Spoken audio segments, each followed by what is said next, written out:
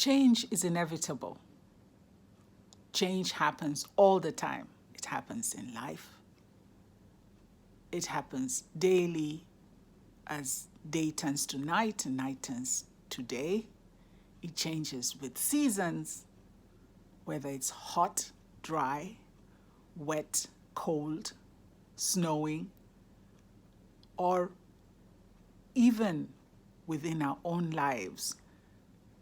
When we have children, when we don't have, when we are training, when we are not, when we feel well, when we feel sick, when we're excited, when we're sad. There is always change. Hi, my name is Liz Odera, and I'm a change maker. And I want to give you 3 strategies today that you can consider when you want to be able to create change. These 3 simple strategies are game changers and will help you begin the journey to be a successful change maker within your life or your business, your club, or within the programs that you run, especially in sports. How you engage with people matters a lot, but also how well you understand yourself. My first strategy that I would like to talk about is really about mapping your DNA. How well do you know and understand yourself? Remember, what you were 10 years ago may not be who you are now. What do you like? Is it the same as what you loved before? What makes you tick every day? And what are your weaknesses? It's time to take stock of those. It's very, very important that you do. I've had situations where I have worked with clients who were former top players and were used to having a team around them. And after they left the game playing professionally, they got into the job market and became head professionals in prestigious clubs. Unfortunately, a few of them did get back to me and tell me, it's hard. Sometimes I find myself losing my temper or feeling thoroughly depressed because I expect people to understand what I'm trying to do, and they don't. And then often I find myself isolated because the systems on the ground where I am does not seem to fit in with what I imagine it's supposed to be. Does something like that happen to you? And if it does, perhaps it's time to start looking at yourself. It's always good to look at ourselves first and work out, what is it that I need to do? What is it that I need to understand about myself and where I am now? What was I in the past? But where I'm now, what are my strengths, really my strengths, and what are my weaknesses? And what is my background? We often forget that, especially in business and sport, we're always seeking to go global.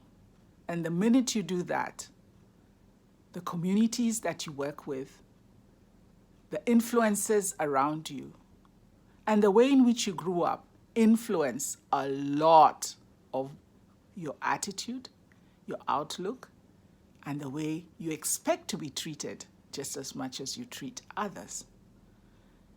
Take stock of all that, and then that will begin to show you truly who you are today, and it will guide you in the decision making that you make. The second thing is about communication.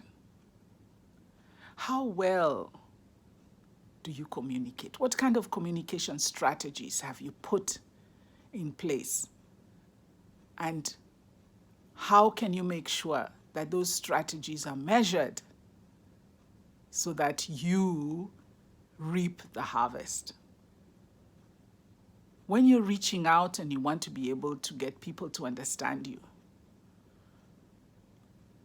what have you decided you want to use? What systems? It's very important to work that out because you will not get everybody the same way. If you're working in a large club, for example, you have a varied number of people who are coming from almost similar backgrounds, but very often do not see things the way you do. Some of them do not use social media, for example, yet they have a strong influence within your community. So how do you ensure that you are able to bring everybody on board through communication? What type of communication systems are you using? Even a slight change can make a very big difference. I'll give you a simple example. At one time, I was approached to talk to a club, a country club, that was losing its membership on the tennis section, whereas the other sections were gaining, especially on the golf side. And the question was, what is it that we're doing wrong? It was interesting sitting and talking to those members who had moved to golf. And it turns out that what they really were looking for is people they can communicate with, who would involve them and get them to become real stakeholders. Not just people who are sitting back and waiting for some committee to tell them what to do. Simple things like that, being able to communicate clearly is very important. And the third strategy that I wish to talk to you about is about who your community is. Mapping your community is very important because sometimes you will find that those who would make a big difference have been left out.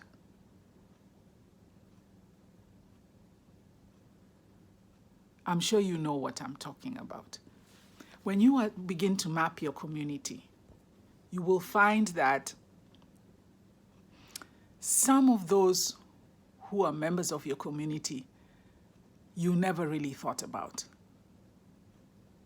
Your stakeholders are often people who aren't who you think. They are those who may not have a direct effect on you, but they do turn up from time to time.